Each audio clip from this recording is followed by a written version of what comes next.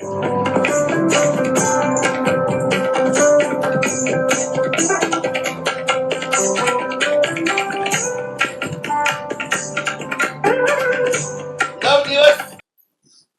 શક્તિ ઉપાસનાના છે, એકમ થી 9 સુધીના. અને પૂનમ થી સાતમ છ હોય તો છઠ, આ 9 દિવસ પરમાત્માની ઉપાસનાના છે.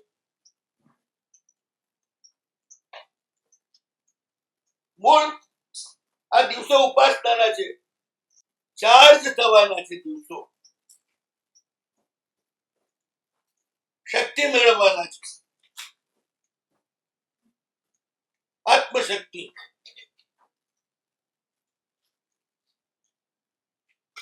શરીરમાં 3 ધાતુ સમ હોય ને તો શરીર સ્વસ્થ બને.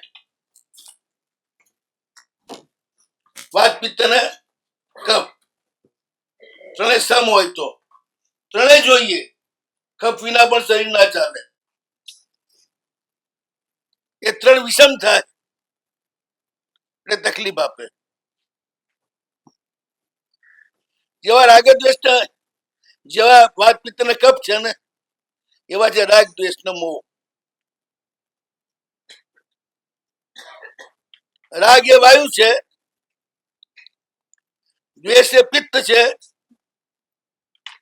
મોહ એ કફ છે.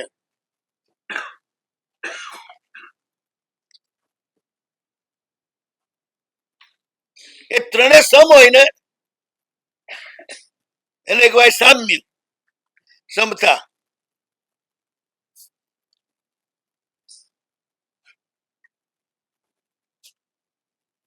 કુદરતી જ જે ઋતુમાં ઠંડી ને ગરમી બંને ફૂલ, ગરમી પણ ફૂલ, રાતે ઠંડી પણ ફૂલ. ગરમી ને ઠંડી બે ચાલે.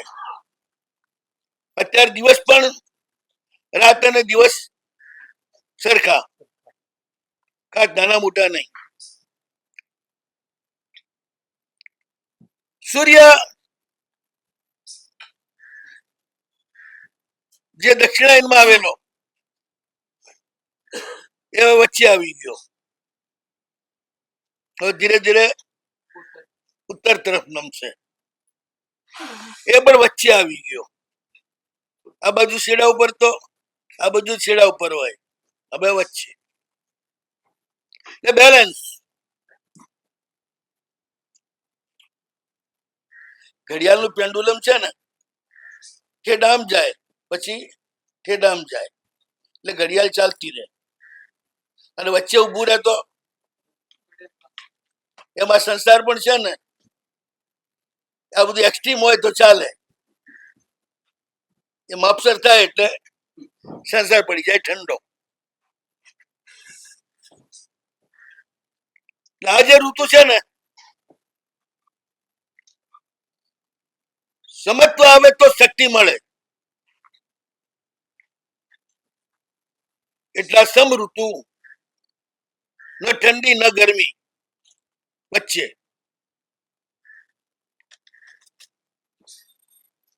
આમાં ઉપાસના બહુ મજાની થાય.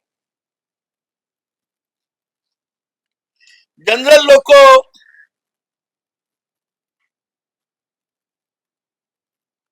એના માટે શક્તિની ઉપાસના, અને સાધકો માટે પરમાત્માની ઉપાસના.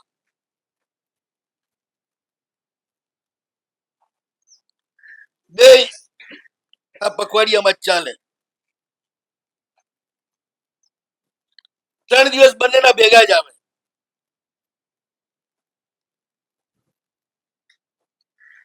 નવપજીના પહેલા 3, નવરાત્રીના છેલ્લા 3, બે સાથે જ આવે.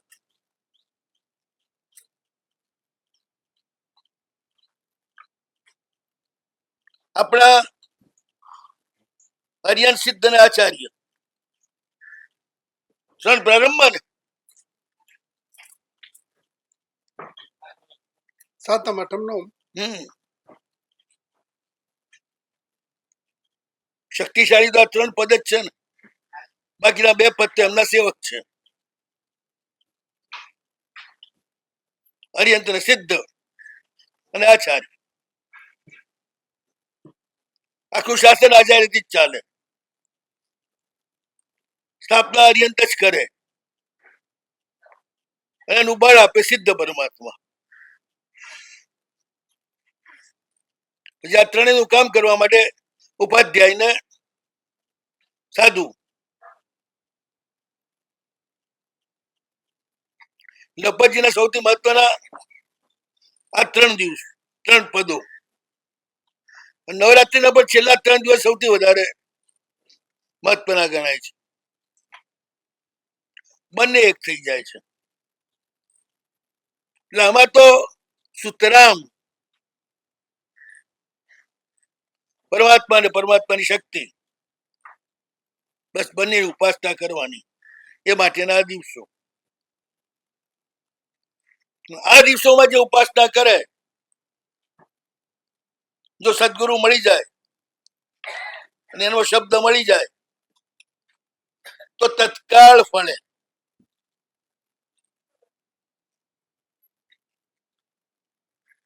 મહિનાનંદ શ્રીપાલને તત્કાળ ફળ્યા ને. કાળનું બહુ મહત્વ છે. એટલે આ ટાઈમ બસ.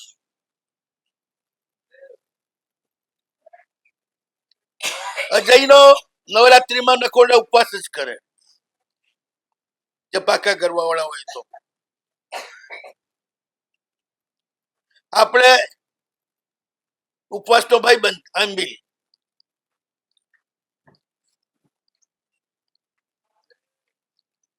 9 દિવસ બાફેલું અનાજ ખાવાનું, મૂળ વિધિ પ્રમાણે. તો અપવાથી ગમે તેટલા અવાજ કરો, મૂળ અનાજ બસ માત્ર બાફેલું, એની શક્તિ પૂરેપૂરી એમાં રહે. સિજેલા ચોખા, બાફેલા ઘઉં, બાફેલા મગ, બાફેલા ચણા, બાફેલા અડદ. ન મીઠું, ન મરચું, ન કઈ.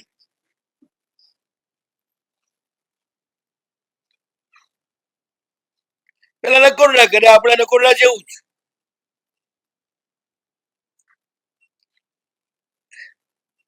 સૌથી વધુ શક્તિનો વ્યય કોનાથી થાય ખબર છે?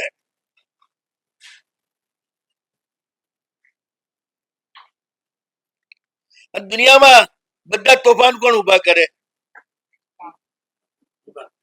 જીભ. ખાવામાં કંટ્રોલ ન હોય તો શરીર માંદું પડે, બોલવામાં કંટ્રોલ ન હોય તો દુનિયા જોડે વાંધો પડે.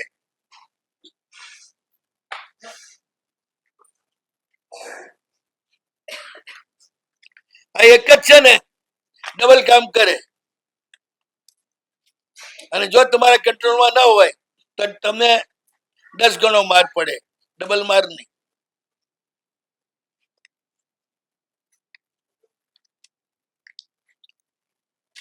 હોળીમાં જીભ કંટ્રોલમાં આવી જાય. અને આટલા દિવસ આવું જ ખાધું હોય ને, એટલે બહુ બોલવાનું મન ના થાય. મસાલેદાર ચટાકેદાર ખાધું હોય તો તમતમાટ આવે. આવું મોડું ફીક્કું ખાધું હોય તો શું તમતમાટ આવે બોલવામાં? ભોજનની અસર તો બહુ મોટી હોય છે. તમારો રાગે ઓછો થઈ જાય, દ્વેષે ઓછો થઈ જાય, મોહે ઓછા થઈ જાય, ત્રણે માપમાં આવી જાય.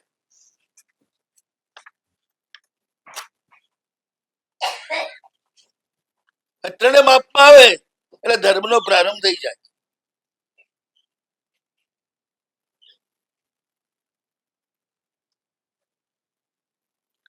પ્રભુના દિવસો છે પ્રભુને મેળવવા માટે, નવપદમય બનવા માટે.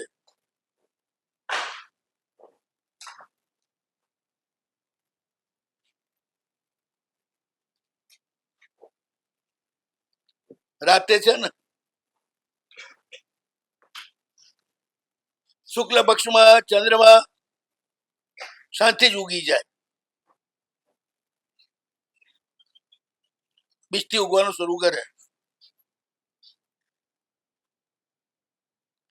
બસ રાત પડે ને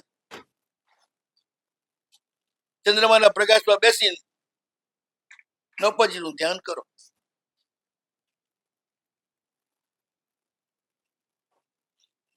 રોજ એક એક પદનું ધ્યાન કરો.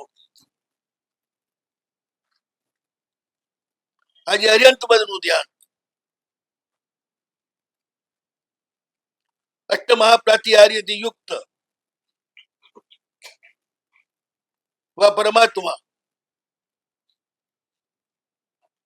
એમને આંખ સામે લાવી ધ્યાન કરવાનું અને જાપ કરવો.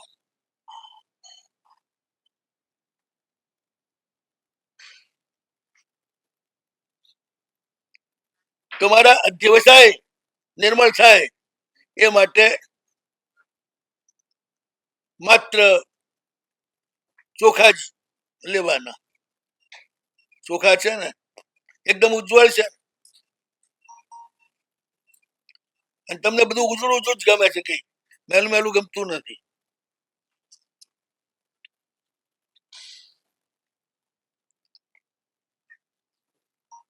ઉજ્જવલ એવા પરમાત્માનું ધ્યાન, ઉજ્જવલ ભોજન અને ઉજ્જવલ ધ્યાન. આ ધ્યાન માટેના દિવસો છે, ઊંઘવા માટેના નથી.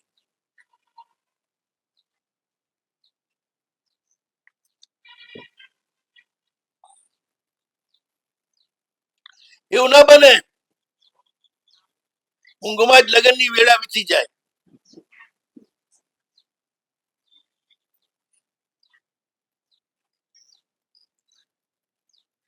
એટલે તો ઢોલના વાજા વગાડવા પડે છે,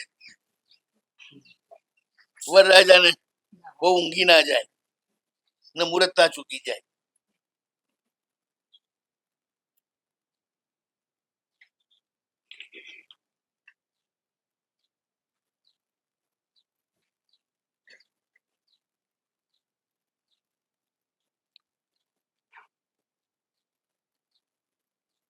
નવપતજીના આ દિવસો, અર્યંતપદની આરાધનાના દિવસ, અર્યંતનો વર્ણ ઉજ્જવળ, અષ્ટમા પ્રત્યાહાર યુક્ત અનંત પરમાત્મા એમનું સ્વરૂપ. ખાલી નમો અર્યંતાણનો તમે ઉચ્ચાર કરો, ઉચ્ચાર કરતા કરતા કરતા કરતા ઓમરીમ નમો અર્યંતાણમ સિદ્ધ થાય તો આપોઆપ આંખ બંધ કરો ને સામે સમોસમાં બેઠેલા પરમાત્મા દેખાય. અષ્ટમા પ્રત્યાહારી યુક્ત નમો અર્યંતાણમ બોલો ને, લાવવામાં તો આખું ચિત્ર ઘણું થઈ જાય પણ આપણને દેખાય નહીં. દરેક શબ્દનો સ્વભાવ છે, તમે બોલો એટલે તરત જ એનું ચિત્ર ઊભું થઈ જાય. કમળ બોલો એટલે કમળનું ચિત્ર આવી જાય સામે. જે પદાર્થનું નામ હોય એ પદાર્થને પ્રગટ કરી કાઢે. આ શબ્દનો સ્વભાવ છે. જેમ વડનું બીજ છે ને એમાં આખો વડ છે ને પાણી અને ધરતી મળે આખો વડ ખુલ્લો થાય ને, બીજમાંથી જ થાય ને, બીજની બહારથી ના આવે. એમ શબ્દમાં તે આખો પદાર્થ વસ્તુ એ છુપાયેલી જ હોય છે. શબ્દ સિદ્ધ થાય એટલે પ્રગટ થાય. આપણે સિદ્ધિ મેળવવાની છે. અર્યંત સિદ્ધ થાય એટલે તમારો ચંદ્ર સુધરી જાય, શુક્ર સુધરી જાય.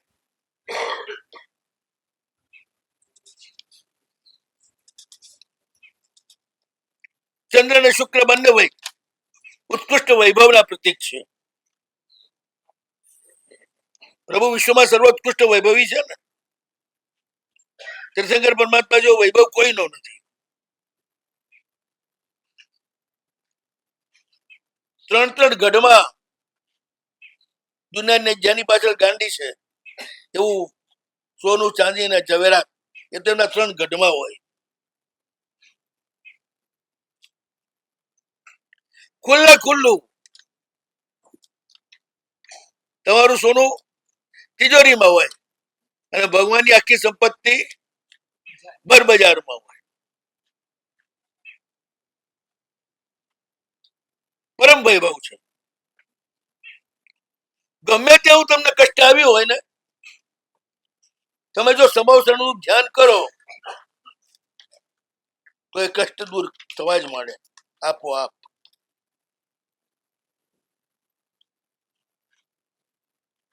એના ધ્યાનમાં એટલી તાકાત છે. કલ્પના જ કરવાની. પહેલા આખું સમવસર બનાવવાનું. પહેલો ગઢ રત્નોનો સૌથી ઉપર પહેલા બને. ભગવાનનું બધું ઉલટું હોય. દુનિયાના ઘર નીચેથી ઉપર જાય, ભગવાન ઉપરથી નીચે આવે. પેલા ઉપરનો ગઢ બને રત્નોનો, પછી સોનાનો ગઢ બને, પછી નીચે ચાંદીનો ગઢ બને. એના 4 દરવાજા હોય, ચારે બાજુ પગથિયા હોય, ચારે ખૂણામાં 4 વાવડી હોય, 4 ઇન્દ્રધ્વજ હોય, અને પછી પરમાત્મા સોનાના કમળ ઉપર પગ મૂકતા મૂકતા આમ આવે. 3 ગઢ ચડે એક પછી એક, છેટ ઉપર પધારે. વચ્ચોવચ્ચ અશોક વૃક્ષ, એની ઉપર એની નીચે પીઠિકા, એના ઉપર સિંહાસન, બે બાજુ છત્ર ચામર, ઉપરના ભાગમાં છત્ર.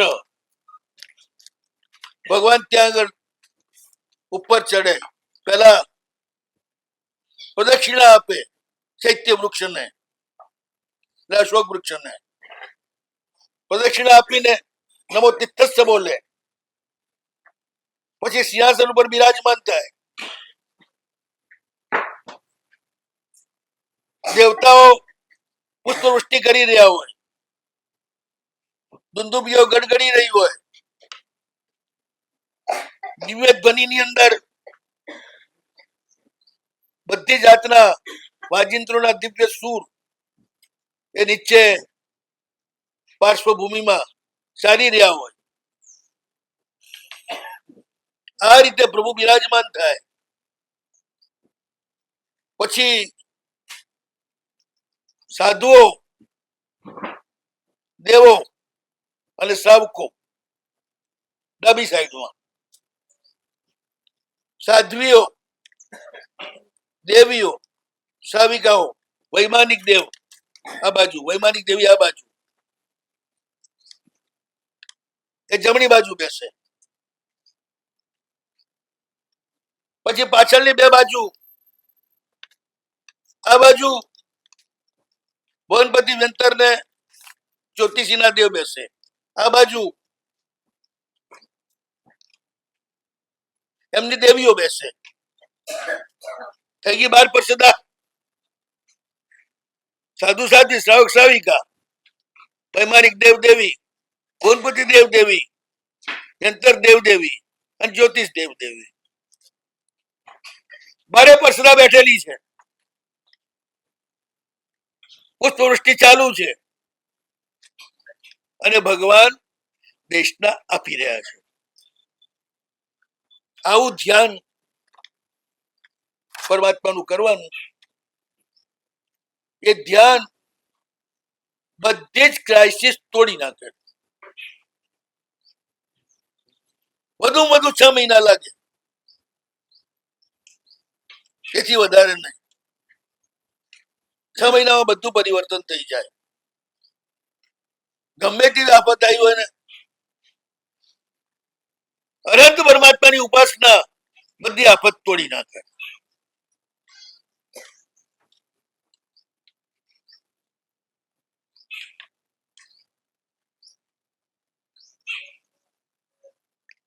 પરમ સત્તા, પરમ વૈભવ, બધું જ પરમ હરિહંત પરમાત્માનું, બધું જ શ્રેષ્ઠતમ.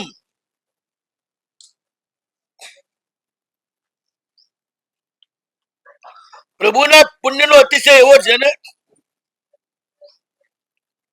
કે દેવો જે કઈ બનાવે એ શ્રેષ્ઠતમ બને પ્રભુના પ્રભાવના કારણે.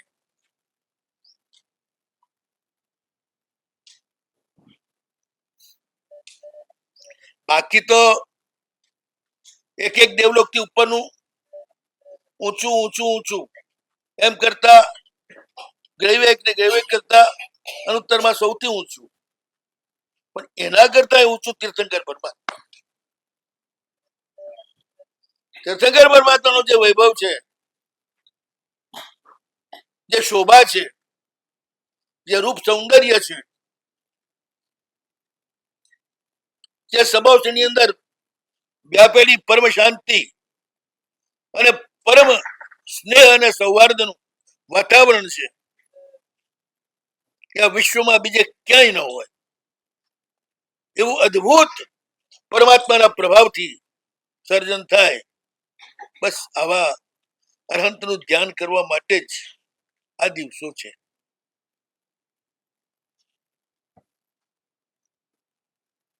ચાતુર્માસના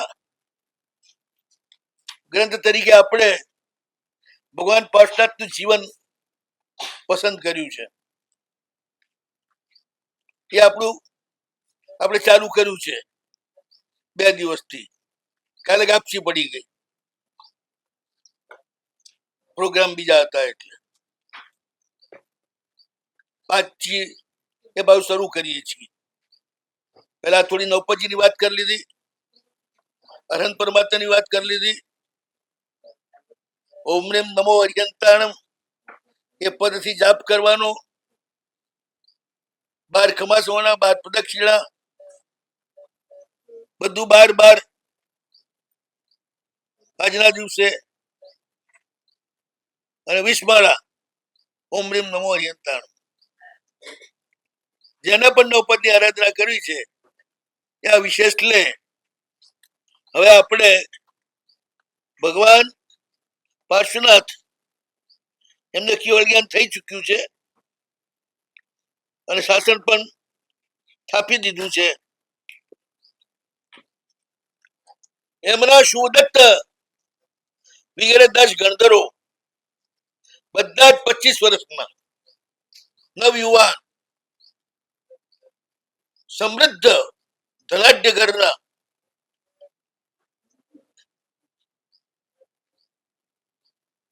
અને એક સરખા પાર્ષનાથ ભગવાનના એ ગણધરોને જોઈ એમના પિતાજી અશ્વસેન બહુ રાજી થઈ ગયા. એમને એમ થયું કે મારા દીકરાને આવા રૂડા રૂપાળા એક સાથે મુખ્ય 10 શિષ્યો મળ્યા એટલે બાપ તો બહુ રાજી થઈ જ જાય ને. પાછા બધા ગણધરો દુનિયામાં સંસારની અંદર વાસુદેવ અને ચક્રવર્તી એમનું બળ અને પુણ્ય સમૃદ્ધિ સંસારમાં ઉત્કૃષ્ટ ગણાય. એમના કરતા બી રૂપ અને સૌંદર્ય ગણધરોનું વધારે હોય. તો ભગવાન સાથે જે દીક્ષા લીધી ત્રેસર સાથે, તો એ ગણધર ન થાય કોઈ? ના, કોઈ ના થાય. સાથે દીક્ષા લે ગણધર ન થાય. અરે ભગવાન જન્મ હોય ત્યારે ઘણા જન્મે એક તીર્થંકર થાય એમના સિવાય કોઈ.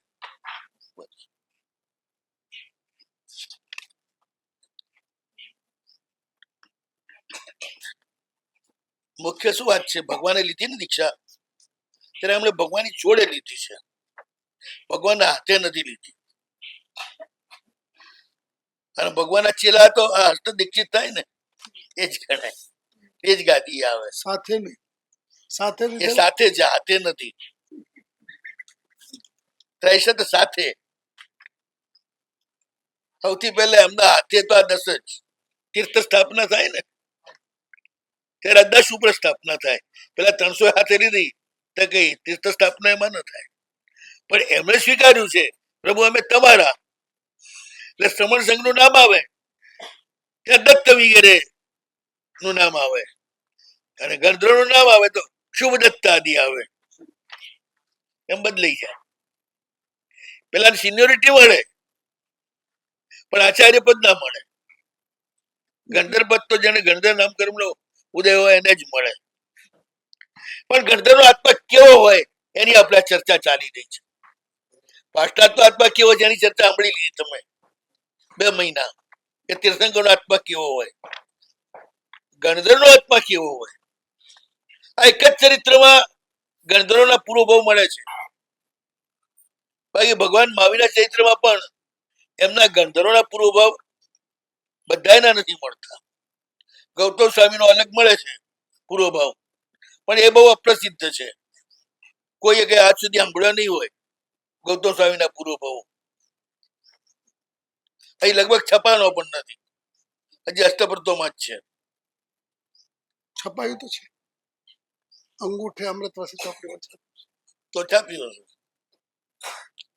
તો આ રીતે આપણે પેલા શુભદત્ત ગણધર એમની વાત ચાલી રહી છે.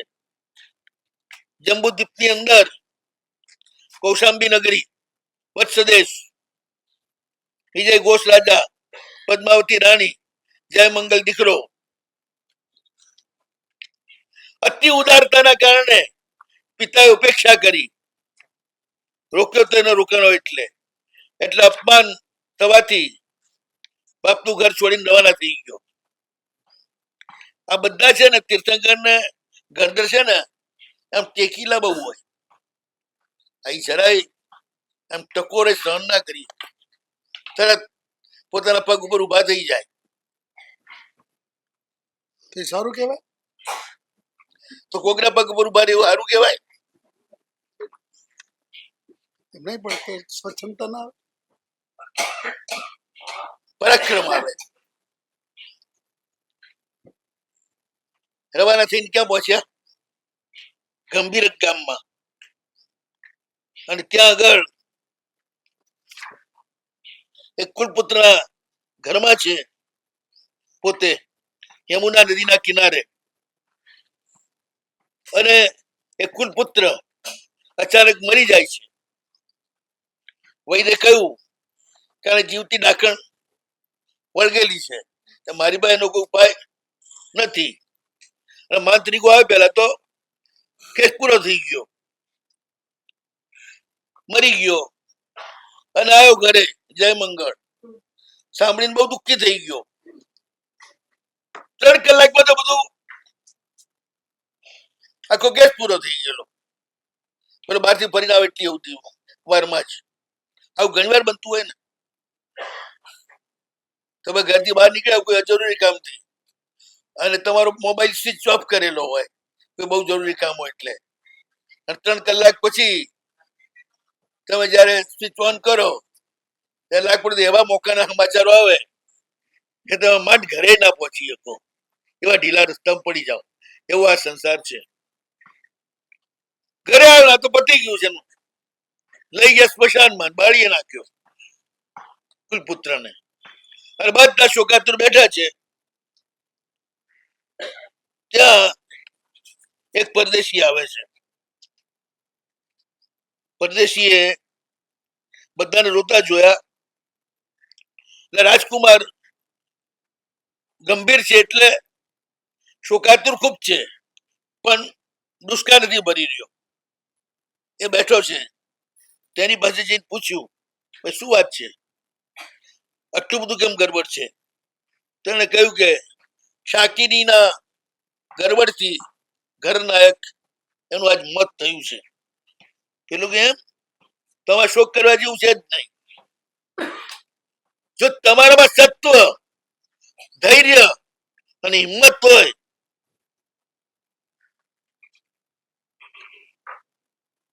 તો રાખમાંથી એને બેઠો કરીને લઈ અવાય.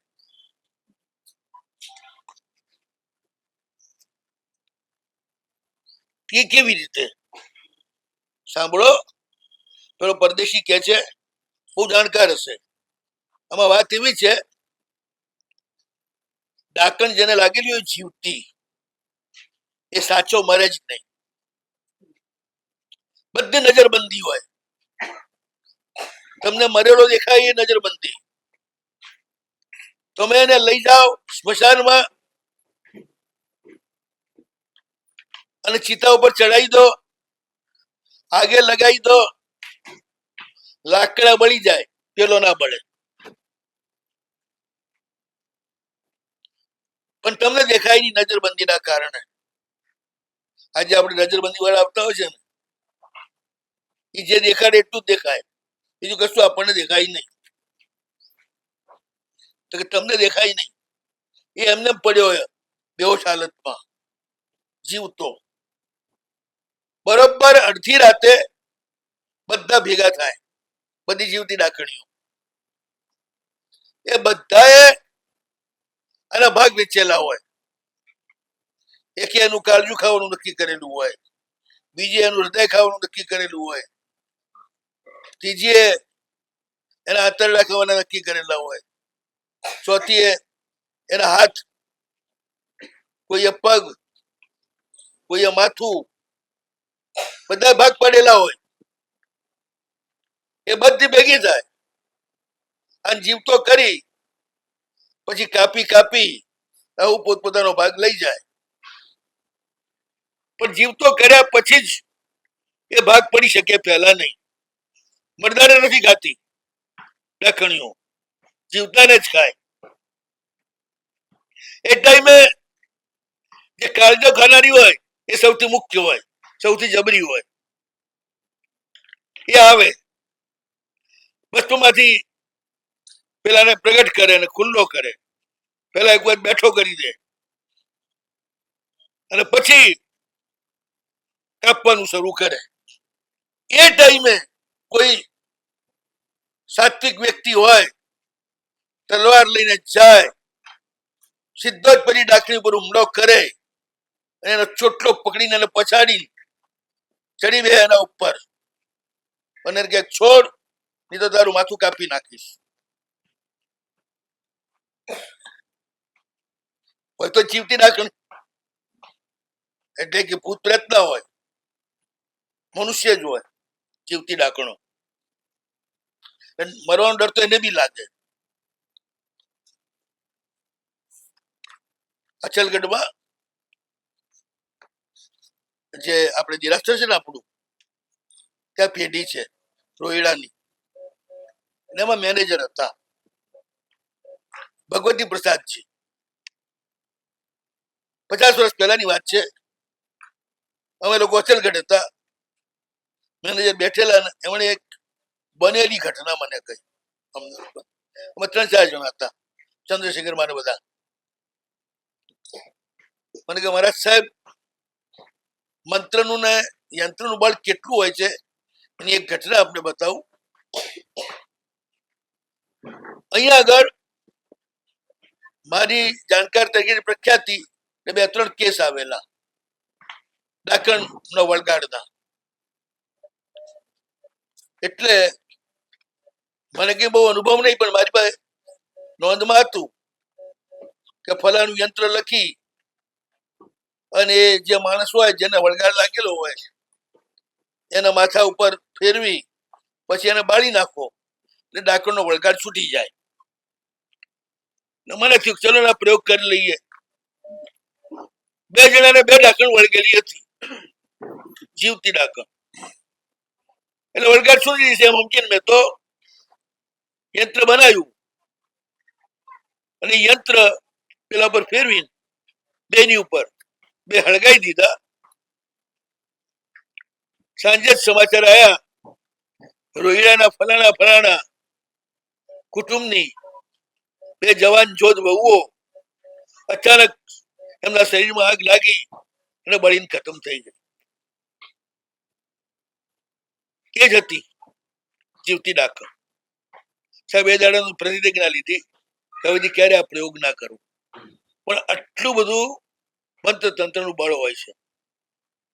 એવા બીજા પ્રયોગો આવે છે. ઢાંકણ કોણ છે સાચી એ ગામમાં પરખવી હોય તો એ મંત્ર બોલતો જાય અને પોતાના ઘોડા ઉપર અસ્ત્રો ફેરવતો જાય. અહીં ઘોડા ઉપર વાળ ઉતરે અને ત્યાંના માથાના વાળ ઉતરી જાય, એ બોડી થઈ જાય આખી, એટલે ઓળખાઈ જાય કે આ ઢાંકણ છે.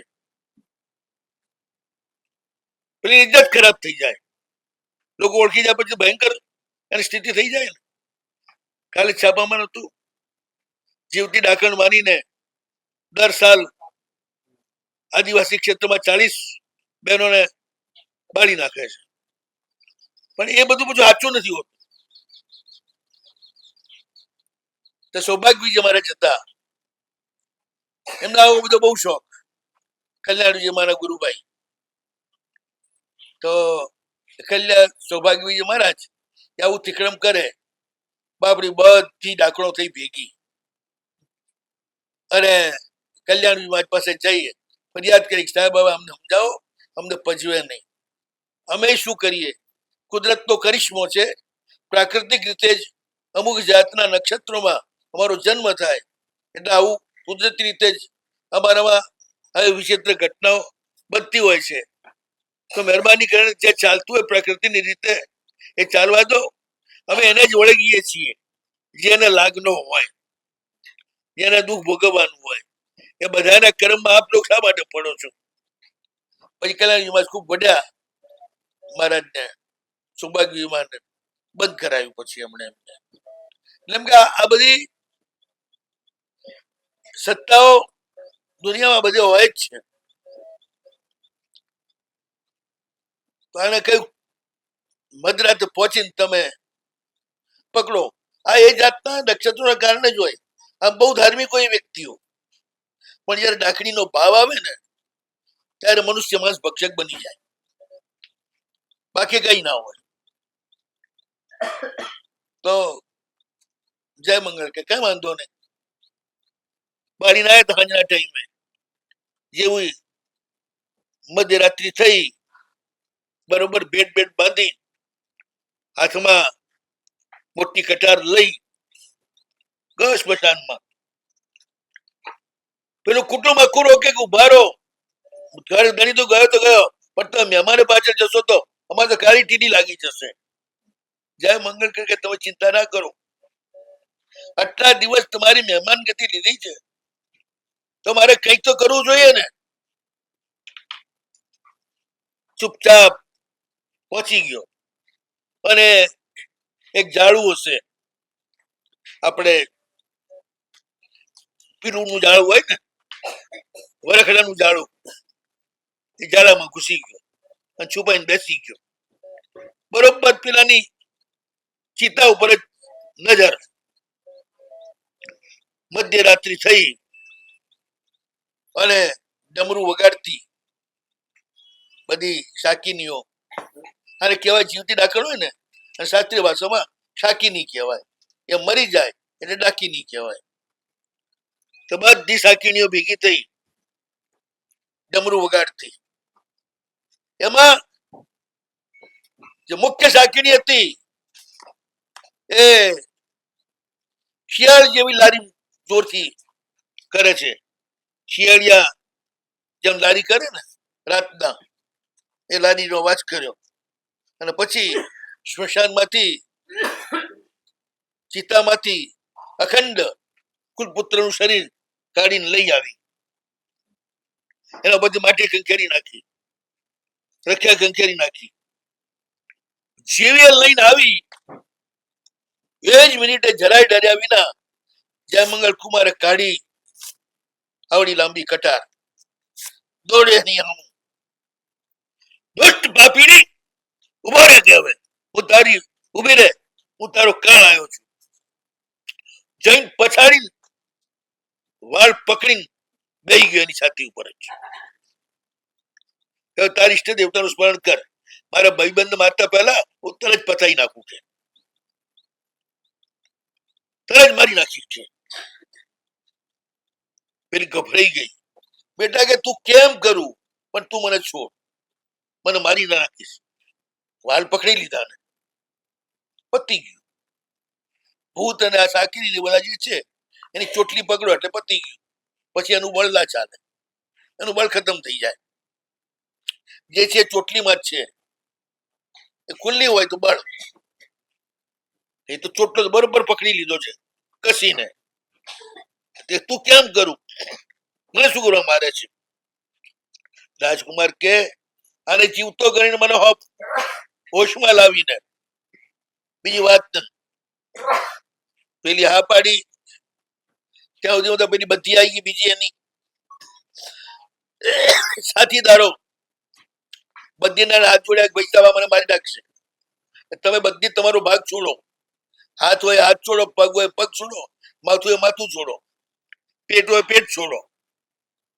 હું કાળજું છોડું છું. બધે પોતપોતાનો ભાગ આપી દીધો. પેલી એક જ ફૂંક મારી પાણી છાંટી, પેલા ચોટલો તો પકડી જ રાખ્યો છે. કુલપુત્ર ઉભો થઈ ગયો. પછી આને કહ્યું 3 વાર સોગંદ ખાઓ કે જિંદગીમાં ક્યારેય તમે નહીં અડો. 3 વાર સોગંદ ખવડાવ્યા. કારણ કે આ લોકો છે ને 3 વાર સોગંદ ખાય પછી ક્યારેય તોડે નહીં.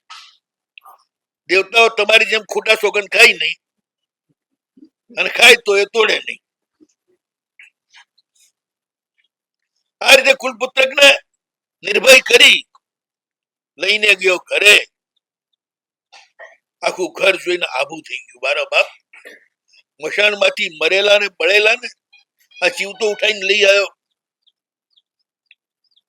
બધા આશ્ચર્યમાં પડી ગયા.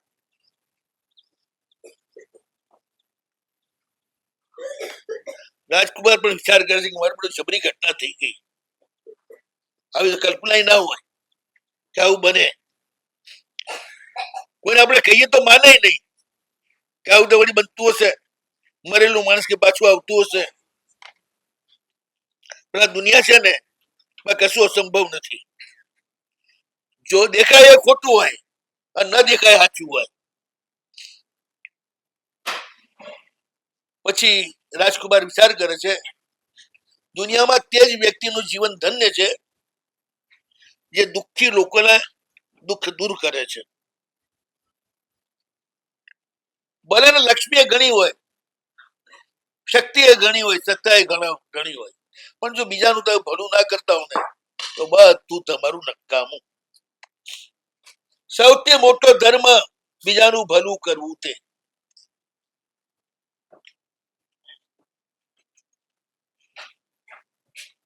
દુઃખીના દુઃખ દૂર કરવા એ સૌથી મોટો ધર્મ. ભગવાનની પૂજા, ઔષધ, સમય એ બધા જે આ કરતો હોય એને ફળે. જે સ્વાર્થી હોય, કોઈના દુઃખમાં ભાગીદાર ન થતો હોય, શક્તિ હોવા છતાં દુઃખ દૂર ન કરતો હોય, એ બધા ધર્મના નામે કરોડો રૂપિયા ખર્ચ કરે પણ ભગવાન એને જમા કરે નહીં. કશું જમા થાય નહીં. આ એકડો છે, પછી બીજા બધા મીંડા છે જે વધતું જ જાય.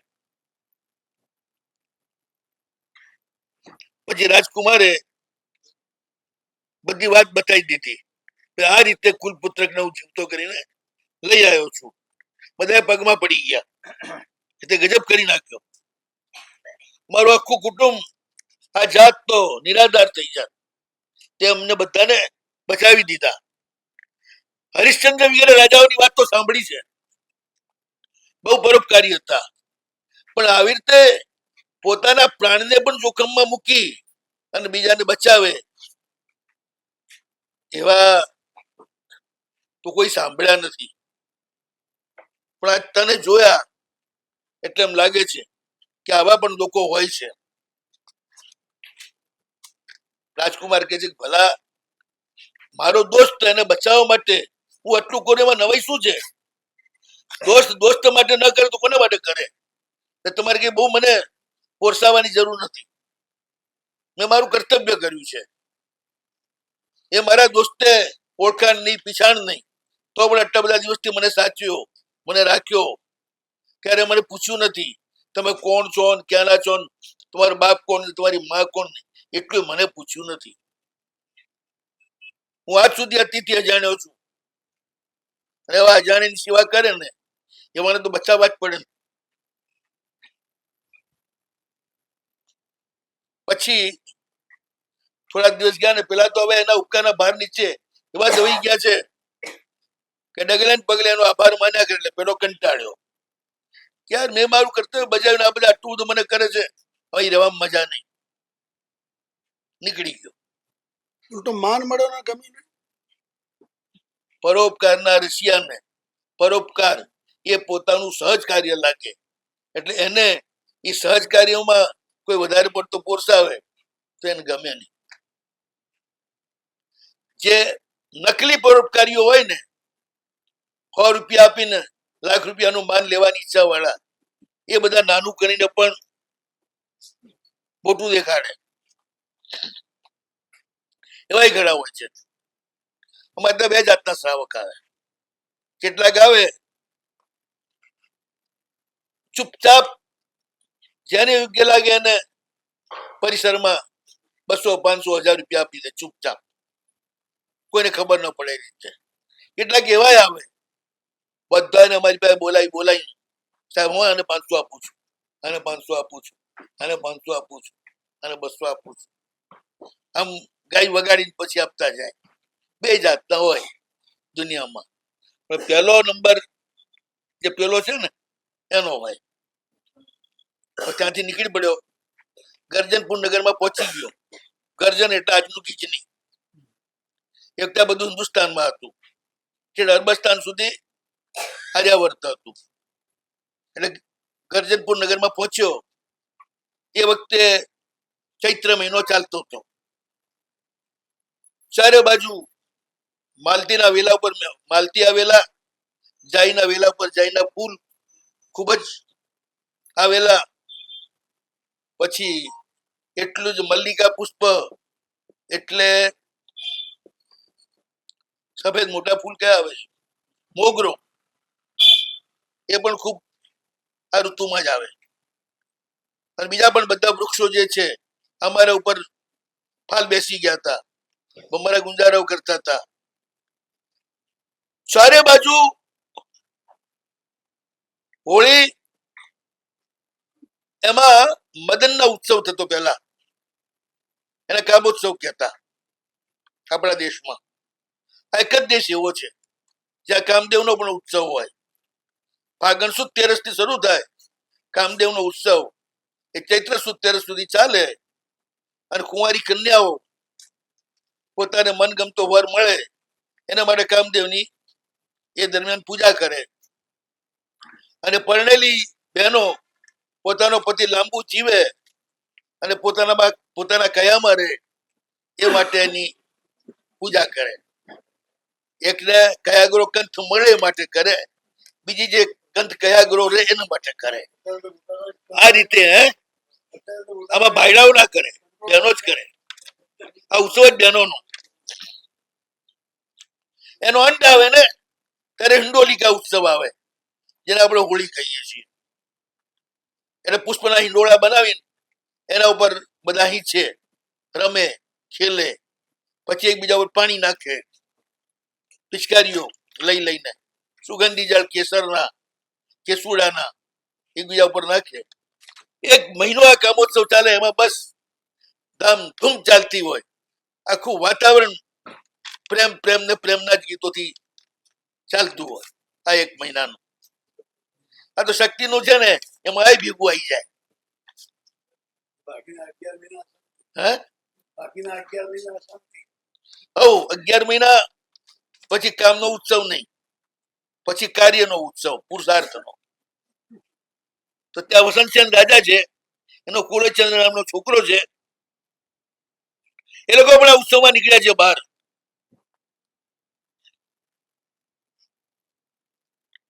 અને જબરદસ્ત નૃત્ય ચાલી રહ્યું છે. એમાં સ્ત્રીઓના ટોળા આવેલા છે અને રાસ રમી રહ્યા છે. રાજા જોઈ રહ્યા છે, રાજકુમાર જોઈ રહ્યો છે. એટલામાં અચાનક બધા જે છે ને આ જોતા જોતા તો એટલા લીન થઈ ગયા કે જાણે આમ પૂતળો હોય ને એવા સ્થિર થઈ ગયા છે જોવામાં. એમાં રાજા પણ અને એમાં કુળચંદ્ર તો વધારે જુવાન છે ને, એને વાર મજા આવે. એટલામાં એક જબરદસ્ત સુબટ ત્યાં પ્રગટ થાય છે. એટલો બધો તેજસ્વી છે કે એને અમે જોઈ શકાય નહીં. એ સીધો રાજકુમારની પાસે ગયો. રાજકુમારની આજુબાજુના બધા સૈનિકોને એક ઝાપટ મારી ફેંકી દીધા. એટલો જોરાવર. અને રાજકુમાર કહે છે, દુષ્ટ રાજકુમાર, આખી ધરતીના કાળ, નામ જ તારું કુલ એ ચંદ્ર છે, પણ તું ખરેખર કુલ એ કાળ છે, પૃથ્વીનો કાળ છે. ચાલ ગાઈ જા મારી સામે, કે મારા પગમાં પણ, કે મારી સામે આવી જા, એ સિવાય તને હું છોડું નહીં.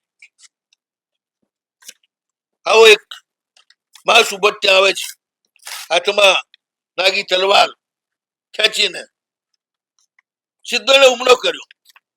આખી રાજસભા, રાજા બધા સ્તબ્ધ થઈ ગયા. જોવા વાળા જે ડરપોક હતા બધા ભાગી જ ગયા. નાચવા વાળી બધી ભાગી ગઈ. કુળે ચંદ્ર તો એટલો ગભરાઈ ગયો કે તલવાર ક્યાં છે જ દેખાય નહીં એને. પેલા તો જબરદસ્ત હુમલો કર્યો એટલે કોઈ શારીરિક રીતે પણ લડવું તો પડે જ. બે જણા બાથમ બાથા આવી ગયા. રાજકુમાર એકલો અને પેલો જબરદસ્ત ચોર વાળો. રાજકુમારના જેટલા અંગરક્ષકો હતા બધા આમને આમ જ પૂતળા જેવા થઈ ગયા. કોઈ હાલે ને ચાલે. રાજા બૂમ મારશે એટલે આ દોડો દોડો દોડો એની સાથે, પણ કોઈ દોડતું નથી. જય મંગળે આ દ્રશ્ય જોયું. હજી આવ્યો જ છે, હજી આવીને ઉભો જ રહ્યો છે.